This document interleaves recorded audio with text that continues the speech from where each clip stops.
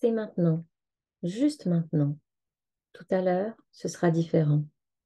Le nuage sera passé, la lumière aura changé, tes états d'âme aussi. Ce ne sera ni mieux, ni moins bien, juste différent. Alors, arrête-toi un instant. Lève la tête, regarde le ciel, respire et souris. Tu es en vie et tu regardes passer un nuage dans le ciel d'automne. Laisse entrer cet instant tout au fond de ton cœur. Accueille toute sa beauté et toute sa paix. Dans quelques secondes, quelques minutes, tu repartiras. Mais cet instant aura marqué ta journée, par la grâce d'un nuage qui glissait en silence dans le ciel, et que tu as pris le temps de contempler. Ce que nous apprend la pleine conscience, c'est à ouvrir les yeux. Cet acte est important, car il est en permanence autour de nous, des mondes que nous négligeons, ici et maintenant. Nous pouvons y entrer en arrêtant le cours automatique de nos actes ou de nos pensées. Et ce qui facilite l'accès à ces mondes de l'instant présent, ce sont certaines grâces extérieures. Un petit matin calme, un chant d'oiseau, le rire d'un enfant, mais aussi la décision de se mettre, le plus souvent possible en position d'être touché, contacté, frappé par la vie. Il s'agit d'un acte de conscience volontaire. Il s'agit de décider d'ouvrir la porte de notre esprit à tout ce qui est là. Cet acte est un acte de libération. Libération de nos pensées sur le futur ou le passé. La pleine conscience nous ramène dans le présent. Libération de nos jugements de valeur. La pleine conscience nous ramène dans la présence. Notre esprit est encombré de tant de choses, parfois importantes, parfois intéressantes, et parfois complètement vaines et inutiles. Un petit prélude, extrait de Je médite jour après jour de Christophe André, euh, un, un médecin, psychiatre, et un auteur que j'aime vraiment beaucoup. Et j'avais envie de débuter cette lecture par ce prélude pour aller aborder un nouveau thème dans cet épisode. On parle d'ensemble demain et j'ai envie de nous questionner. Et maintenant? Qu'est-ce qui se passe ici et maintenant? Et d'aller plonger dans un sujet qui finalement est dans toute sa simplicité, l'art de la présence, et en même temps qui semble tellement parfois inaccessible dans cette société, dans cet environnement où on est à l'affût permanent de notre attention, à chercher à obtenir notre attention partout, au travers l'information, au travers les relations, au travers le numérique.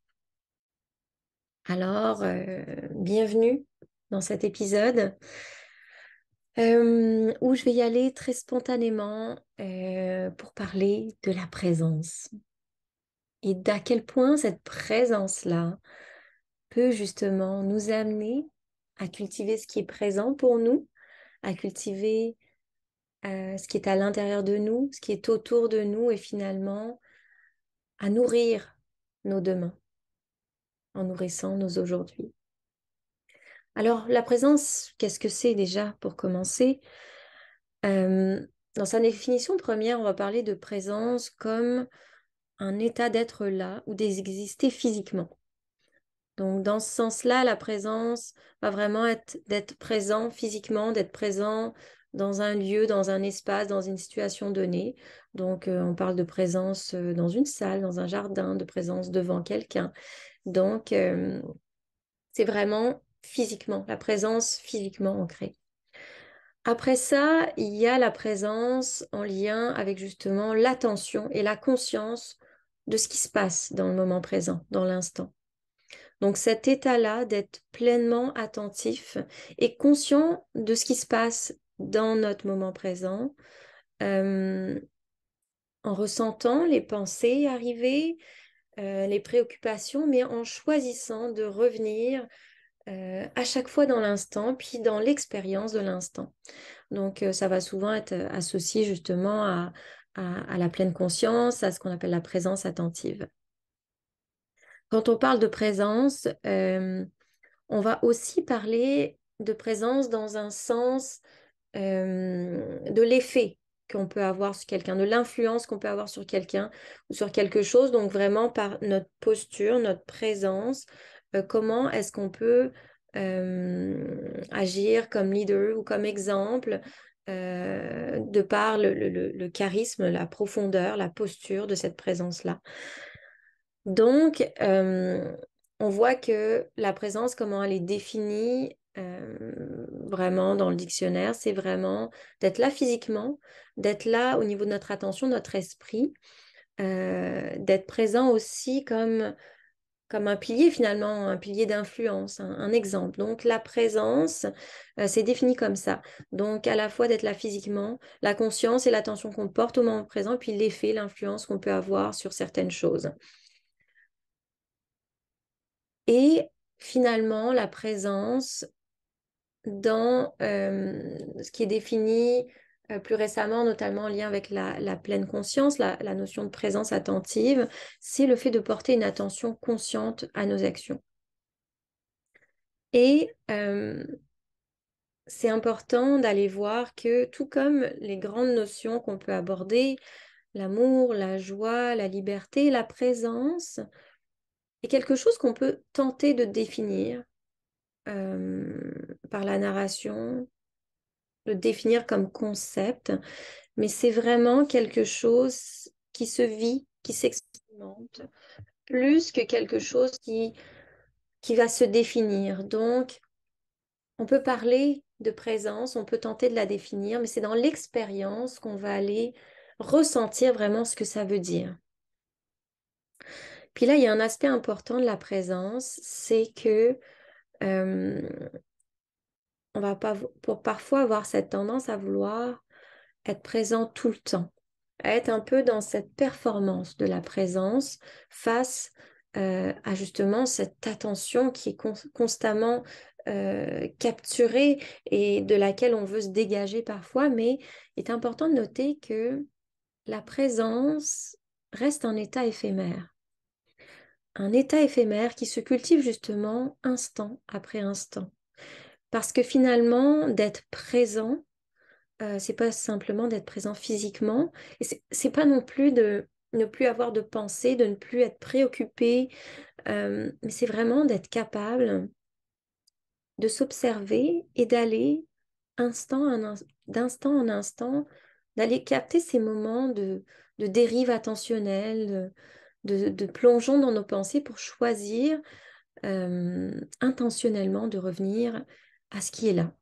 Donc, donc la présence, c'est finalement d'être à la fois là mentalement, physiquement, émotionnellement, c'est être entièrement là, de corps, de cœur et d'esprit, pour soi-même, d'être capable de ressentir, d'être présent à ce qui se passe en nous, pour l'autre, dans la posture qu'on va avoir face à l'autre, dans la capacité d'être présent, donc physiquement, mais d'être présent aussi en émotion et en attention et en pensée et finalement d'être présent dans notre environnement, donc ancré dans l'environnement présent qui nous entoure, euh, d'être présent aux fleurs qui sont autour de nous, au soleil sur notre visage, au vent, à tout ce qui est là autour de nous.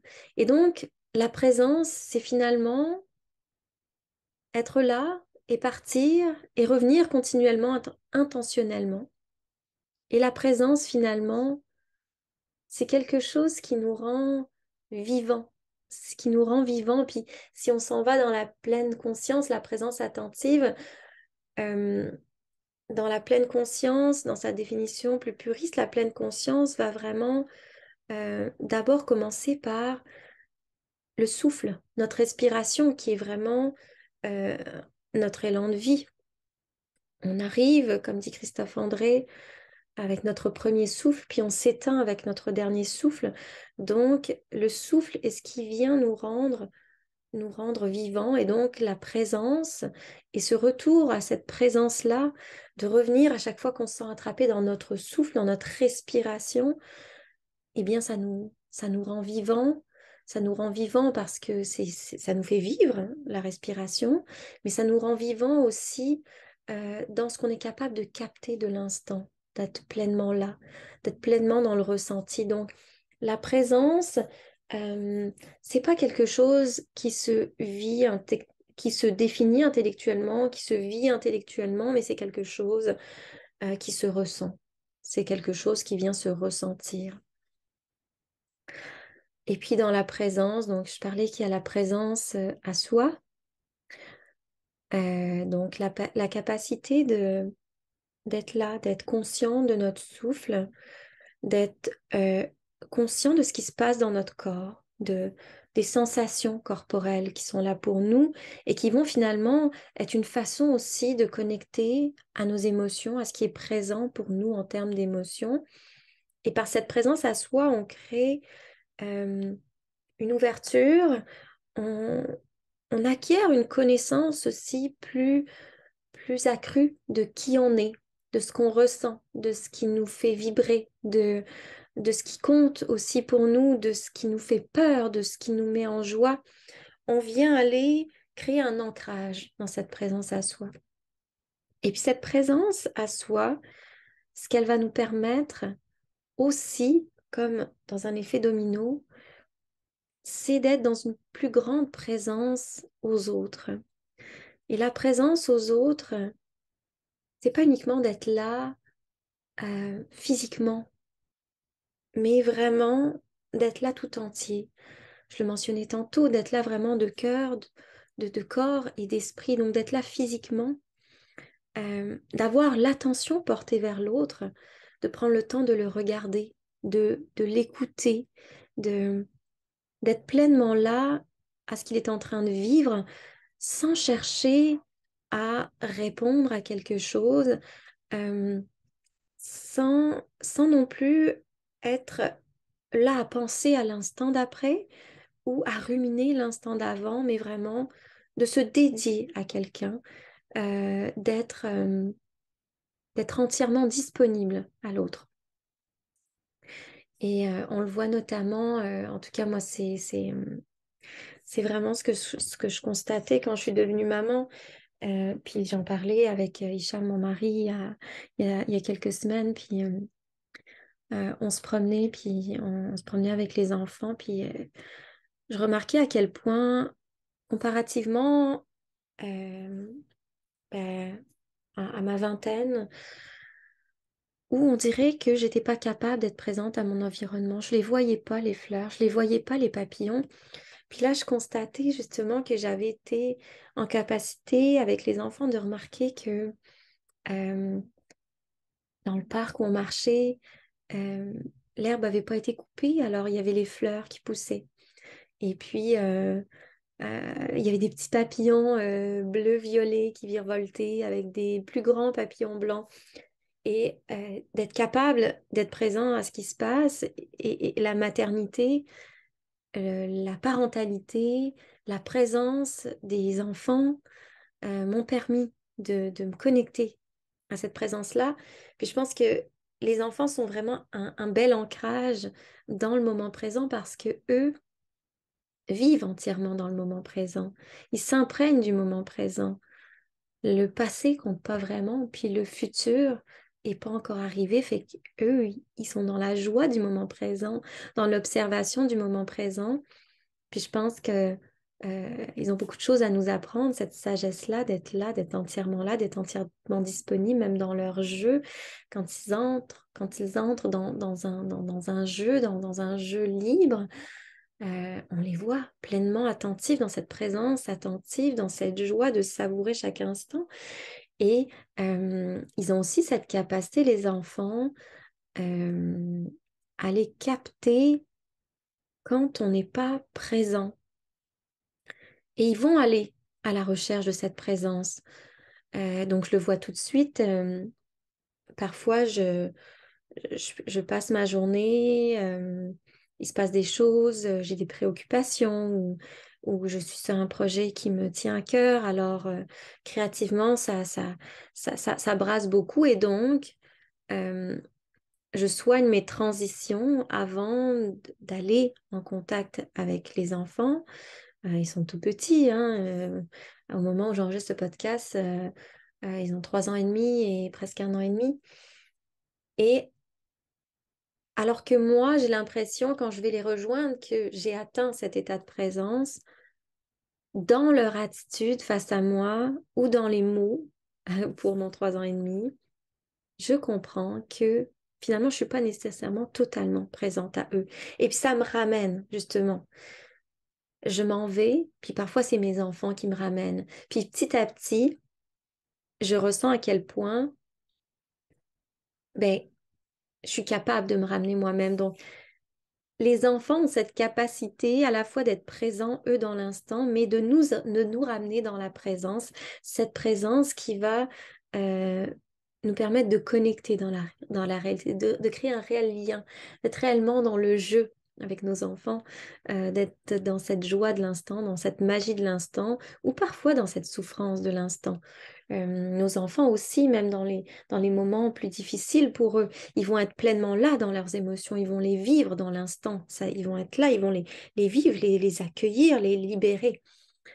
Alors, ça, c'était vraiment le point de vue des enfants. Puis, pour aussi les personnes qu'on accompagne, donc que ça soit de mon côté en lien avec le mentorat ou que ça soit dans une démarche thérapeutique, la présence va jouer dans le rapport à l'autre un rôle essentiel. Donc, si on y va dans le processus thérapeutique, quel que soit le type de thérapie qui est pratiquée, la présence du thérapeute et la qualité de présence du thérapeute peut avoir vraiment un impact très significatif sur euh, l'efficacité du processus thérapeutique et sur la profondeur de la thérapie. Et pourquoi? Parce que au-delà de ce qu'on peut amener euh, comme élément pour essayer de guérir quelqu'un ou de l'accompagner dans certaines pratiques ou réflexions, la présence à elle seule va créer un espace sécuritaire et bienveillant.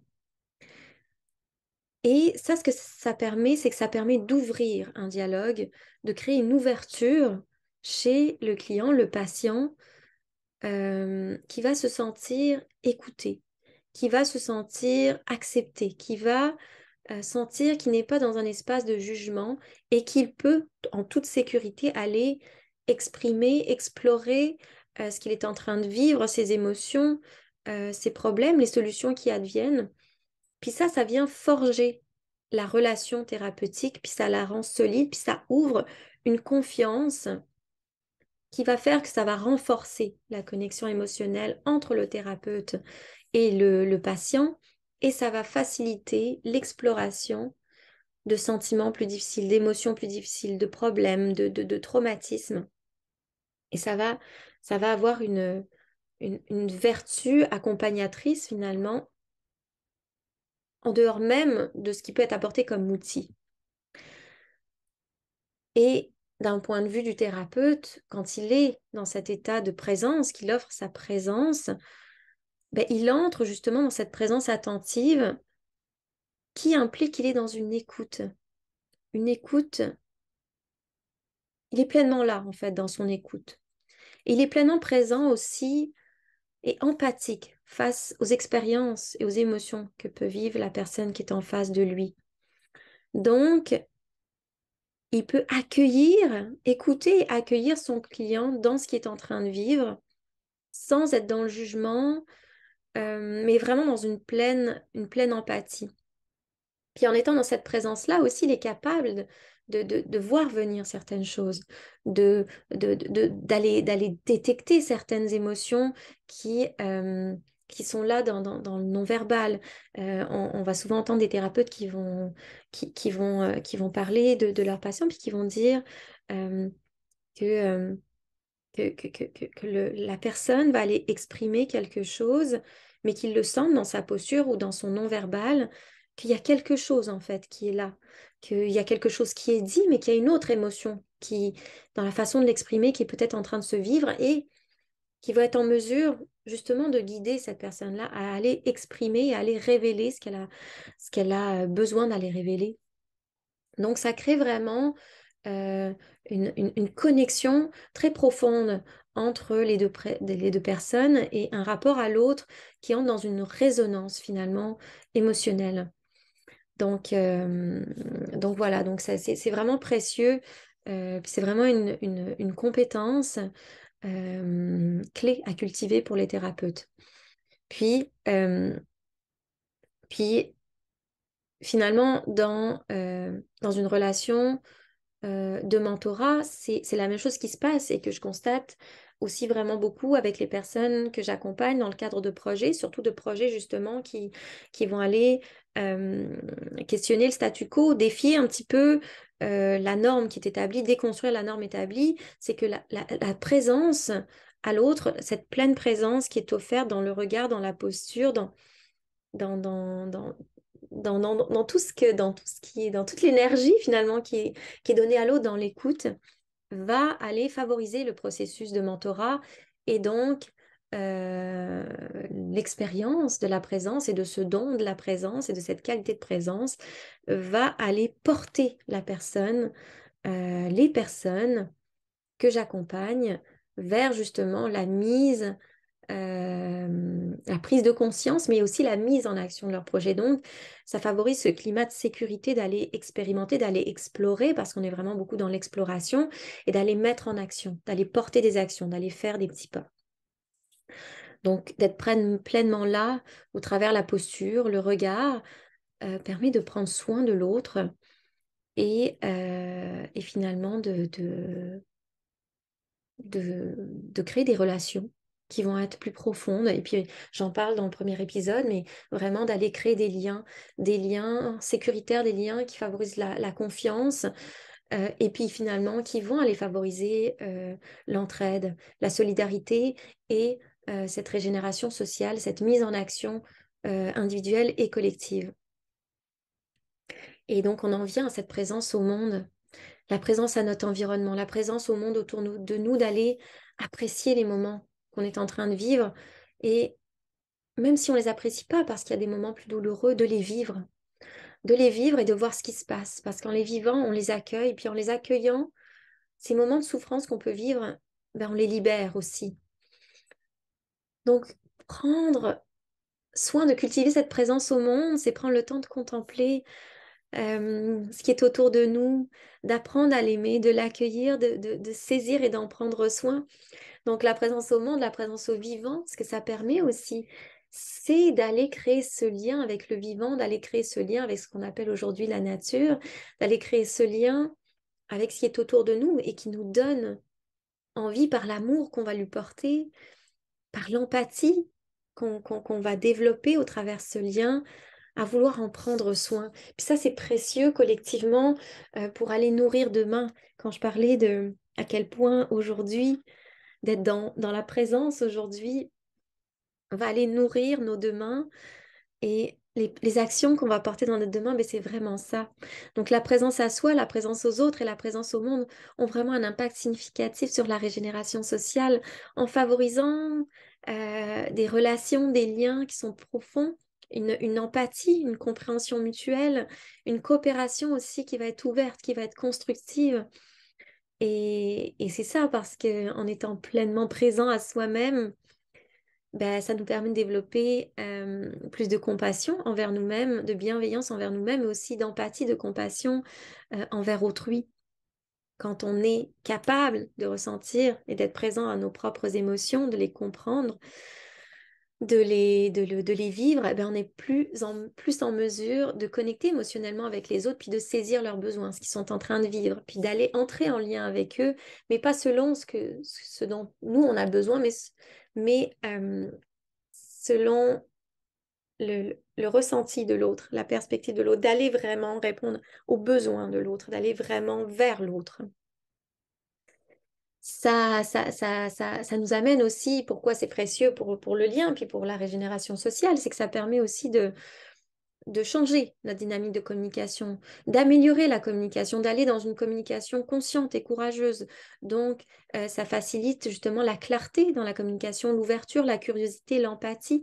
Donc, en étant vraiment présent, attentif aux autres, dans l'ordre des interactions avec les autres, on est plus à l'écoute, on est plus à même de saisir les besoins, on est plus réceptif à leur perspective et donc on est plus dans cette ouverture et de ce fait, on cultive la confiance. Une confiance qui crée un climat finalement de collaboration et qui sont essentiels pour aller justement nourrir nos demain, nos aujourd'hui et nos demain. Quand on est dans cette présence aussi, on est dans une posture où on va aller s'éloigner du jugement, des préjugés. Donc, ça vient nous ramener aussi dans cette présence attentive où on va aller remettre en question nos certitudes, nos préjugés, les étiquettes qu'on va mettre les uns sur les autres. Et puis, ça nous engage dans un processus d'ouverture, de curiosité, puis finalement de curiosité, d'ouverture qui va nous amener aussi euh, à se poser des questions, à ressentir ce qui se passe, à observer autour de nous, puis à être dans un engagement dans des actions collectives, à avoir cet élan de s'engager. Donc la présence, quand je dis que c'est pas uniquement un concept qu'on définit, mais c'est vraiment une expérience qu'on vit. Et en vivant l'expérience, on expérimente à quel point ça vient forger le lien social, le lien au vivant. Puis ça développe une sorte de connexion au monde, de résonance avec le monde. Et puis Christophe André, dans le prélude que je vous lis, il dit que c'est cette capacité aussi d'entrer en lien avec le monde, de cette capacité d'accepter d'être touché, d'être frappé par ce qui se passe autour de nous. Donc être présent à soi, aux autres, être conscient, ça nous amène à être conscient de notre impact. Ça nous amène à être conscient de qui on est. Ça nous amène à développer des comportements et des actions qui vont être bienveillantes, qui vont être nourrissantes pour le vivant sous toutes ses formes.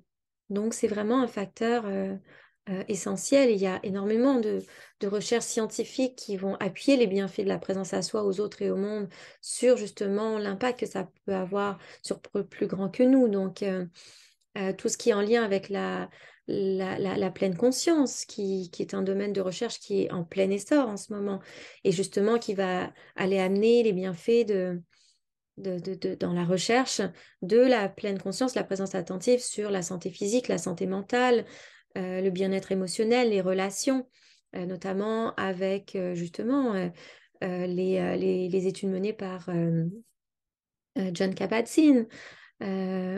Christine Neff aussi, en neurosciences aussi, on va aller voir à quel point le fait d'être dans cette pratique de la présence attentive, dans cette conscience à notre environnement, ça va apporter des changements dans la structure de notre cerveau. Ça va modifier l'activité de notre cerveau.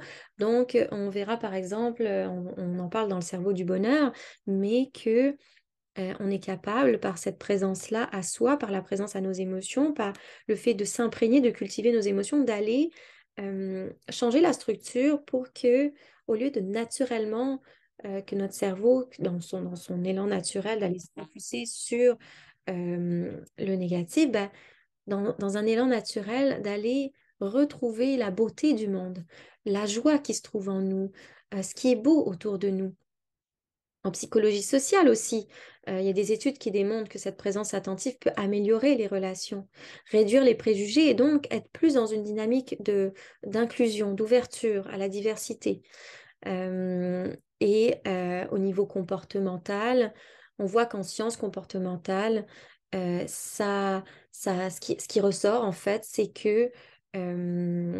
qu'on voit que ça peut augmenter notre engagement dans notre travail, dans les actions collectives, aussi dans nos actions bénévoles, dans la perspective du don aussi, et dans l'adoption de pratiques qui sont respectueuses pour l'environnement. Donc, on le voit aussi avec Adam Grant, à quel point justement il vient ramener il parle aussi beaucoup de leadership, mais à quel point justement cette présence aux autres, puis cette capacité d'être dans l'écoute de l'autre, d'être dans cette disponibilité, va justement amener ces comportements-là qui vont créer une dynamique de groupe, de coopération. Et d'être en présence, ben, ça vient aussi nous rendre plus attentifs et plus aptes à être dans cette adaptation au changement plutôt que dans une résistance, et donc d'aller plus être en mesure de vivre la vie telle qu'elle est et d'aller accepter, ressentir, accueillir et traverser les transitions qu'on peut vivre, que ce soit individuellement ou collectivement. Donc, c'est vraiment significatif la notion de présence dans ce que ça peut apporter à tout niveau, dans cet ensemble d'humains, dans les liens que ça crée avec soi, avec les autres, dans cette capacité d'entrer en action. Donc, donc là, c'est déjà un épisode qui est long, puis j'essaie de vous en faire des plus courts parce que, encore une fois, je pense que je vais aller en profondeur, mais en même temps, je le sais que cette attention est précieuse. Et puis, l'idée, c'est d'aller petit à petit aller plus en profondeur dans des sujets, épisode par épisode. Donc, j'avais notamment le goût, dans un prochain épisode, d'aller vous parler de justement comment est-ce qu'on peut cultiver la présence au travers la pleine conscience, oui, les attitudes de la pleine conscience, mais aussi au travers cet art de la contemplation, au travers le mouvement, au travers tous les éléments du quotidien. Alors voilà, alors j'ai envie de vous inviter justement à aller observer, vous, quel est votre rapport euh, au présent. Quelle est la qualité de votre présence, comment vous vous sentez, puis d'aller voir dans l'instant, de vous rendre présent dans l'instant, à ce qu'il y a autour de vous. Si vous m'écoutez en étant en train de marcher, d'aller regarder les personnes autour de vous, euh, leur expression, peut-être de remarquer le petit escargot qui se faufile dans l'herbe après la pluie, d'observer les feuilles qui bougent dans l'arbre. Alors voilà. Je vous laisse sur une citation qui justement est à nouveau tirée du livre Je médite jour après jour de Christophe André et qui finalement vient ouvrir le livre. Alors l'esprit ne regarde ni en avant ni en arrière. Le présent seul est notre bonheur, qui est une citation de Goethe. Et puis dans la petite page, il dit respire et souris, tu es en vie. Alors dans l'instant, prenons le temps de respirer, d'ouvrir ce sourire-là, d'esquisser ce sourire qui va aller nous imprégner un peu de cette joie, d'apprécier qu'on est en vie dans l'instant, peu importe ce qu'on est en train de vivre. Alors voilà, je vous remercie de votre présence, de votre écoute. Et puis à nouveau, la meilleure façon d'encourager cette initiative créative, ces épisodes, ce podcast, c'est de le partager autant que vous pouvez autour de vous. Si vous pensez que ça peut résonner avec quelqu'un, de prendre le temps de noter l'épisode, de vous abonner à la chaîne de podcast sur la plateforme que vous utilisez. Et puis ça permet de le faire rayonner et puis finalement d'aller collectivement le porter ensemble. Alors voilà, je vous remercie et je vous dis à tout bientôt pour un prochain épisode.